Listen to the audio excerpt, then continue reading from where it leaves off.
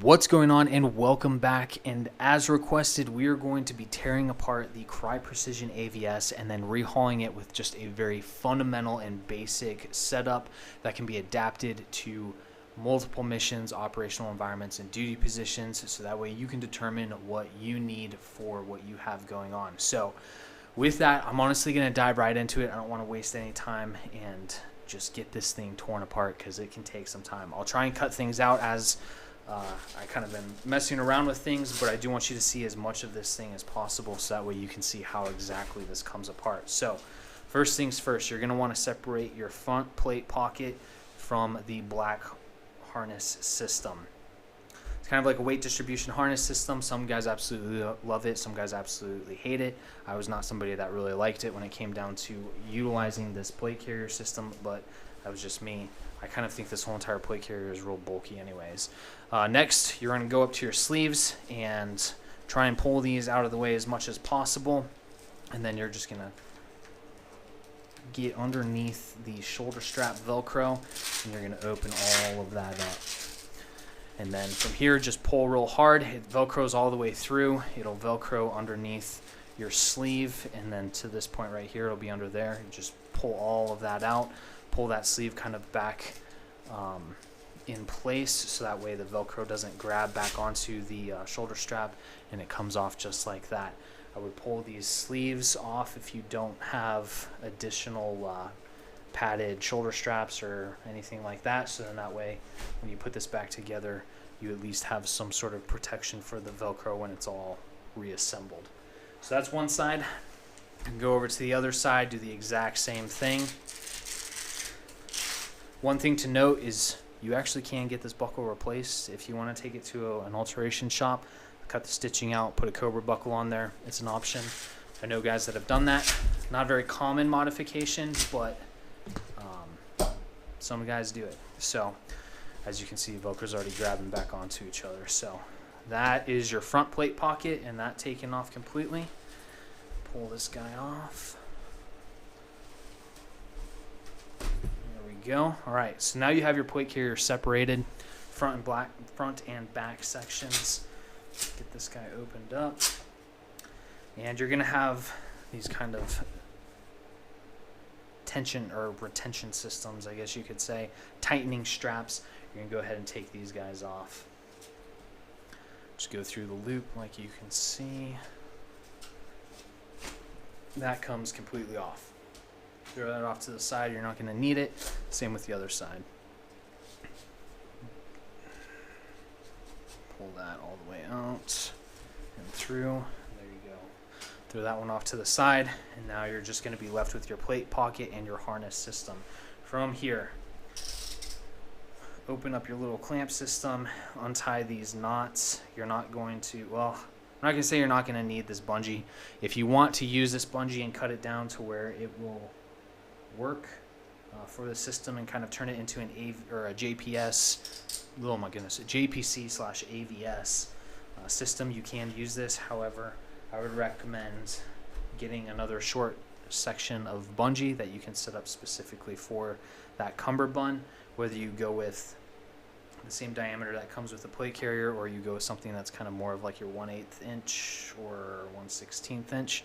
The 1/16 is going to be a little bit more stretchy. It's going to be a little bit easier to breathe with on, and you're going to feel like that whole entire cummerbund is a little bit more reactive and move with you, breathe with you, rather than something that's a little bit thicker like this guy and kind of want to fight you a little bit. So you can pull all of that out. You're going to have this long section of bungee. You can cut it if you need to. I would advise against it, especially if you have to turn that in. But if you have an extra set or an extra piece of bungee, go ahead and grab that. This, I want to say this is 1/16. You can usually get a small roll of this stuff for a real cheap, couple of dollars, a little bit more if you want to get the little bit thicker stuff. But from here, when you split this guy open, you're going to see that you have all of these little clips holding the entire harness into place. You're going to pop all those clips off. So that's one side, that's the other side, and now you are left with your kind of D-rings right up top here, and then the Velcro shoulder straps. So from here, I'm just gonna unvelcro these. These you're gonna want to grab, so if you can get a thumb in between to help remove that. You might scratch your thumb a little bit, but won't kill you. So open that up. That will all come undone, and release that section of the harness system. Throw that off to the side. You can just Velcro that back in place so that it doesn't get in the way. Same with this side. Get your thumb in there, and it comes right out.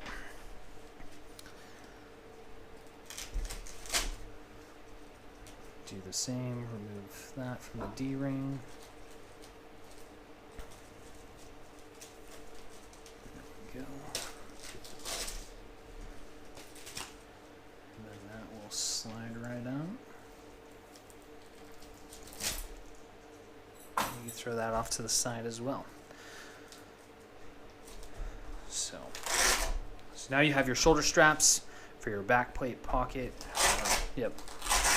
And then you have your bungee, whether or not you want to use the larger piece or the smaller piece. You have that option. You have your front plate pocket, and then you have your shoulder strap pieces to cover everything up. From here, I would just take these, throw these on. It really doesn't matter what side they go on, they're the exact same.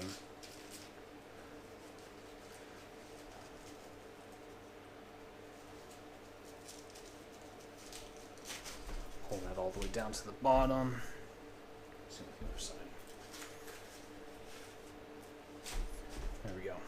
So those are on, so those will cover up the Velcro when you get all that put back together. And then from here, you're just gonna take these. If you need to make any adjustments, you'll do that with the Velcro here. And it is as simple as that. I'm gonna say, nope, got it crossed over. Back plate on, it really doesn't matter if it's back on top, bottom on top. It'll kind of all do the same. One thing that I used to do is I would fold it over and then have like an extra piece of Velcro underneath there that I kind of fabricated to make it all clean and whatnot, but it's kind of up to you. It really doesn't matter because you have this sleeve to pull over. So pull that sleeve over. This is why having the padded ones, or if you can purchase padded ones, is nice, because some of those padded ones will actually have Velcro integrated into it, so it just kind of Velcros all and smashes into place, and then you won't feel that hook side on your shoulders when it's all put together. So same with this side. Get this side up, and then just take the time, do some sizing with that. So that way you know it's exactly where you want the plate to be sitting, just below your kind of collarbones, protecting your heart, lungs, and liver. And then the back plate is sitting high on your back as well. So that is really kind of the big piece when it comes to setting up those. All your adjustments is going to be right here in that shoulder strap piece. When it comes to the cummerbund, this is where it can get a little bit tricky. Or I shouldn't say tricky, but it's going to take some time. You're going to pull your cummerbund Velcro side out when you're putting this all together. Make sure you pull off all of your little retainers, because if you were going to run this just on the normal plate carrier with the AVS harness system, those would integrate into the harness system and clip into all of that, where this you won't need it. So pull that off, hook side up on both sides, and then you're just gonna really set this up to where you want it on your plate carrier. You can go high or you can go low. We'll go low for this one, but you have a lot of different options on the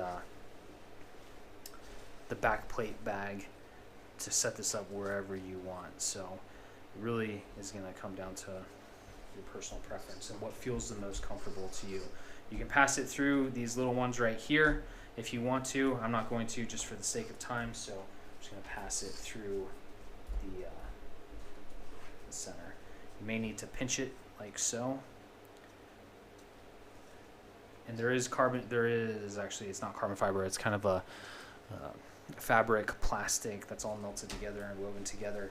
You may need to pinch just the ends of this to get it through, and then if you need a multi-tool to help grab it, that's kind of the easiest way to do it, but this one might cooperate. So pull it through just like that to the center, and then you're just going through these kind of one at a time.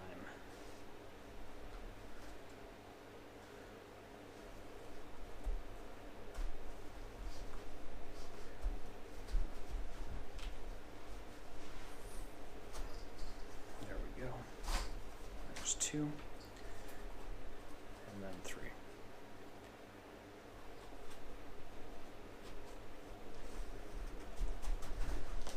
Awesome. And then same on the other side.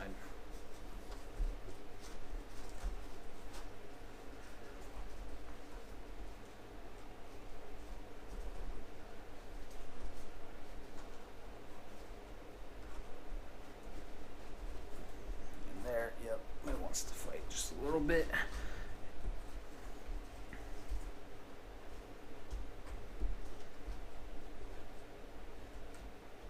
Same with this one.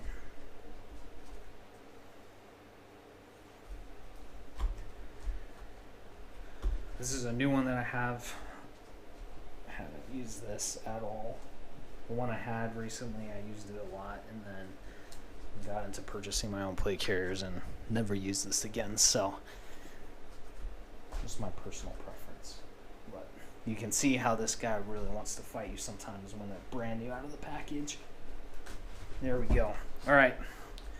Not something that I particularly like about the system, because then sometimes it doesn't allow you like the flexibility. So with that, I prefer running just this looser section because I feel like it helps breathe a little bit more, especially with how tight some of these guys can be.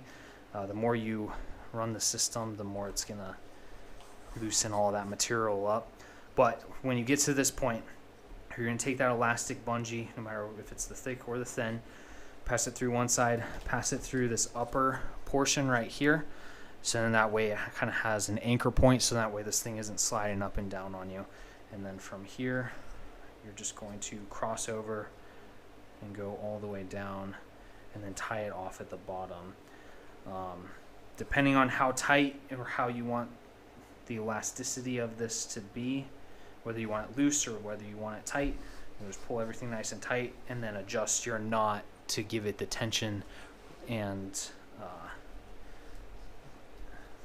give it the amount of tension that you want in that bungee, so then it's comfortable for you and how you want it to fit. So it should be just like that, and that's it when it comes to the plate carrier setup. So then that way this guy will stretch with you and whatnot. You can see, like I said, this newer material doesn't want to be as cooperative, but set it up just like that, and then your front plate is going to just fold right over. These guys will velcro into place, and that's kind of just your basic complete strip down. Get this as to kind of that skeletonized version as possible, to where it's similar to kind of a JPC. This cummerbund is actually the same cummerbund that was in the JPC 1.0. The 2.0 has a little bit different cummerbund, but that is how that is set up. Now, if you're issued this, you're going to get a lot of pouches with a bunch of other accessories and all of that. The panel that they give you is just going to be a MOLLE panel. I haven't done anything crazy with this. I just, demonstration purposes, set this up as it is. You're just going to have MOLLE on it.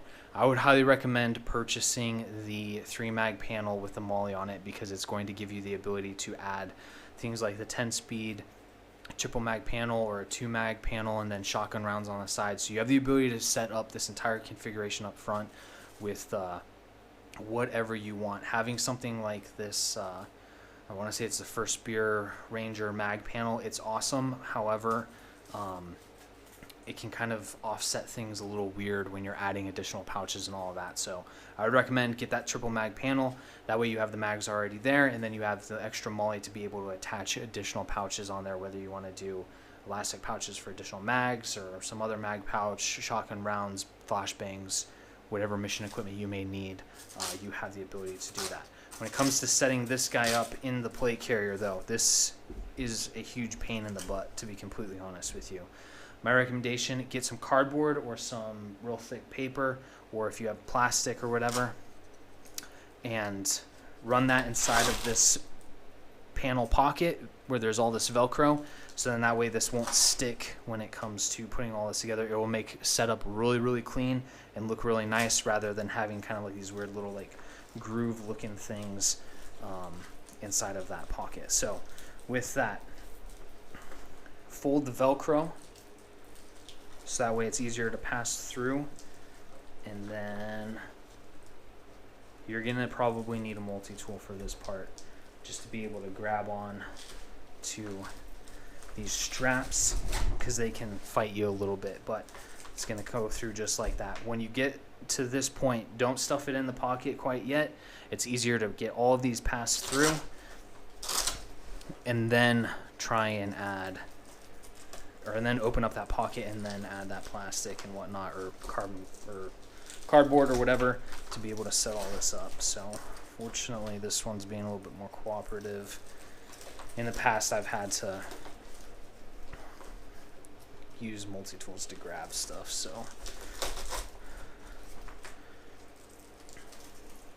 last one.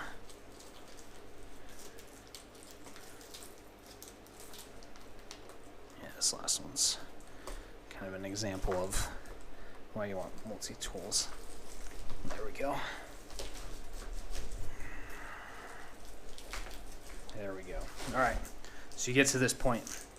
The reason why you want to go through that top row of MOLLE with the Velcro on it is because if you don't, you're not going to have this nice flush setup up top here. So you want to set that up that way, so that way it's nice and flush. And then from here, you're just going to take this, Velcro it back up top, like so.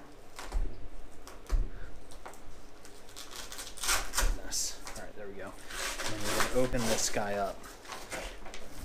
This is where you're going to want to throw that cardboard or paper or the booklet that comes with this whole entire plate carrier. Throw that in there to help prevent the Velcro from sticking and getting caught up to where you have to pull it off, put it back on, and all that. I've done this so many times, it's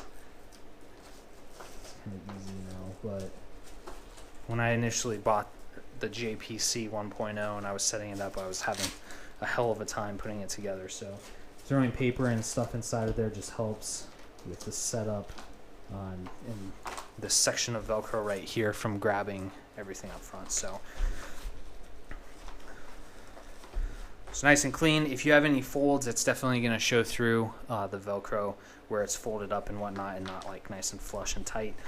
This, however, has been very cooperative. So with that, push all your little loops through. That way they are right there. And that way everything is anchored properly for that magazine panel. So that is all that set up. Pull all that stuff nice and tight. If you want to throw an admin pouch up top, by all means. I'm not a big admin pouch guy for my plate carrier. I prefer just running a patch up top here, just because it makes everything just look a little bit cleaner, and then I don't have that admin pouch interfering with drawing mags and whatnot. When it comes to tourniquets, I center all of my tourniquets. I have a tourniquet that is here at the bottom of the plate carrier. If you're somebody that is concerned about UV light and all of that damaging the tourniquets, throw it inside of a sunglasses sleeve. It's the cheapest, most kind of efficient way of just setting it up and protecting against UV light if you're concerned about that. I'm typically not when it comes down to it, but that's just me. I know a lot of guys in soft that will not put these inside of any pouch whatsoever, because it's just one extra step that you have to take to get that tourniquet out of the pouch, out of whatever is being retained or whatever is retaining it, like these hair ties, and then out of the pouch, then applying it. Some guys just like that straight point to point, pull it off your kit, apply it, that's it. So that aside, at this point you're kind of at the happy medium for everything. Before I get to that, other things for tourniquets, when it comes to tourniquets, centering everything, I know that there are a ton of SOPs out there, standard operating procedures, where guys are like, it has to be in a sleeve on your arm, it has to be on your leg. The fastest way to shoot holes in that logic is if your arm gets blown off, if your leg gets blown off, your tourniquet goes with it. What are you going to do? Now you don't have a tourniquet. Or maybe you put a tourniquet on your belt, maybe. If you center your tourniquets, the center of the bottom of the plate carrier and on the center of your belt, or right offset from the center of the belt, both hands can go to it. You can apply it. It's quick, fast. You don't have to fight your body and try and figure out, hey, where'd my arm go and where'd my leg go and all that. Some people may get offended by it, but hey, I'm trying to help increase that survivability so that way you can live another day. So center your tourniquets. It's going to be the easiest and fastest way to apply it, and it's not going to go anywhere unless your entire torso gets severed. So with that, you're at a really good point here. This is kind of like, you could say, a 70% solution to setting up your plate carrier.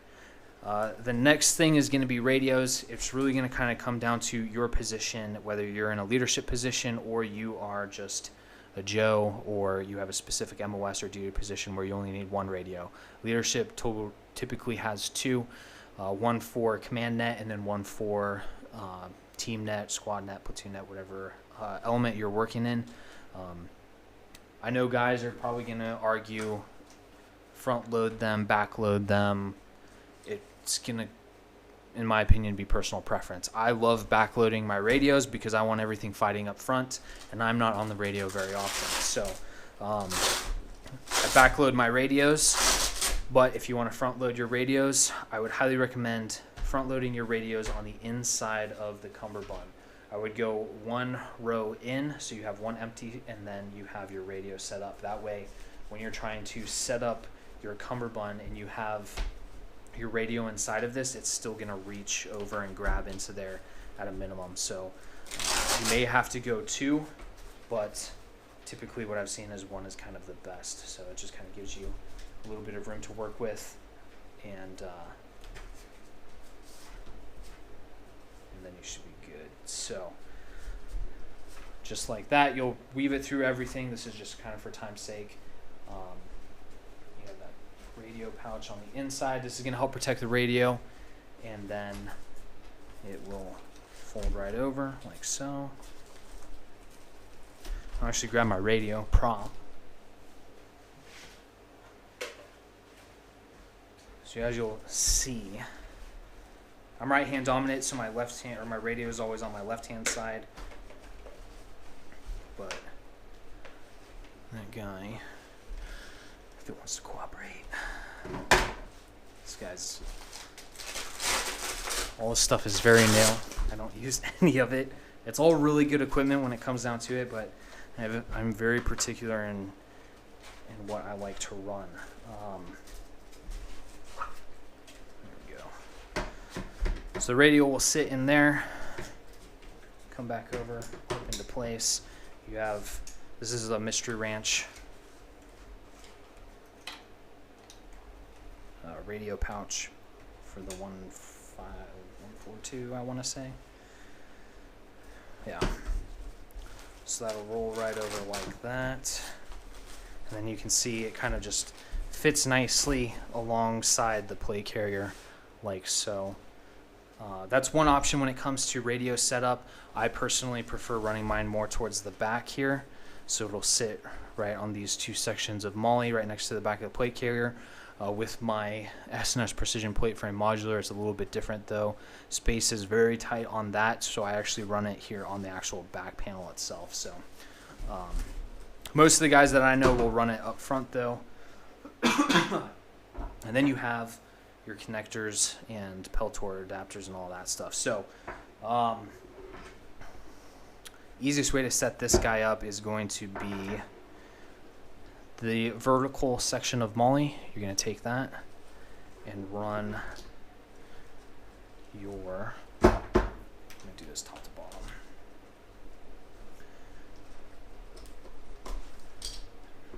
You're going to run your push to talk in there, and then on the top.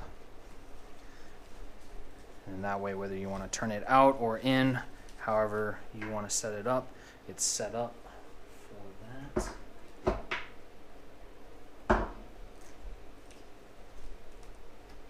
And if you want, this is the Silinx. You can actually set it up just like that. And that will help hold it in place. When you have your Peltors, it stays, or connected into it, stays up vertical a little bit easier. There are some plate carriers that have MOLLE on the side here. It makes it a lot easier, and it kind of tucks it away off to the side. The way that I have my Tier Tactical Pico set up is that way. And then you just run your cabling and everything in and around and all of that in the plate carrier. So this is kind of set up on the fly, so it's not as nice and neat as I usually have it, but it'll look something to the effect of that, a little bit neater. Take the time, set it up, dress it up, so that way it's the way you want it exactly. And then from here, I'll typically run a body whip or a relocator for my antenna up and through the shoulder strap. So this will connect into here, and this will not, because this is fake, but I will typically run this guy in here through the shoulder strap if I'm just using a body whip. If I have an antenna relocator, because of the way the length and everything is, I'll typically just run it from the radio. It'll come down and then through the cummerbund on the side here, and then it will connect into the back, and then it will connect into that rigid antenna. It will look, depending on the where the radio sits, it can sit through that top row of MOLLE. If not, just right there. That'll connect in right there, and then we'll just take your body whip and run it through all the MOLLE. For time's sake, I'm just going to loosely weave this through. And this is why I like running back panels, is because you can set up your body whips and antennas and everything through the back MOLLE section, and you're not fighting all of your kit and equipment.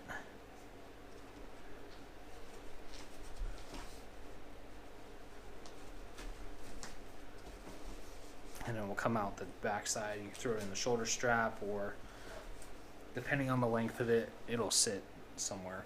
So typically I like to have my body whip kind of right there, and then I'll weave it nice and neat, so then that way it doesn't get caught up and snagged on anything. So that's typically, this is loosely how I would set it up, but I go through every single MOLLE section, so that way there's no sag hazards or snag hazards, and it's protecting that body whip and the antennas and all that stuff. With relocators, if you want to run those, you have the Raptor Tactical Antenna Relocators. These guys are awesome. Highly recommend them. The most low profile and probably one of the best antenna relocators. If you have that antenna relocator cable, that'll just go through the cummerbund. This will connect, and then your antenna shoots out the top of that. So that is an option if you do want to run something like that instead of a body whip.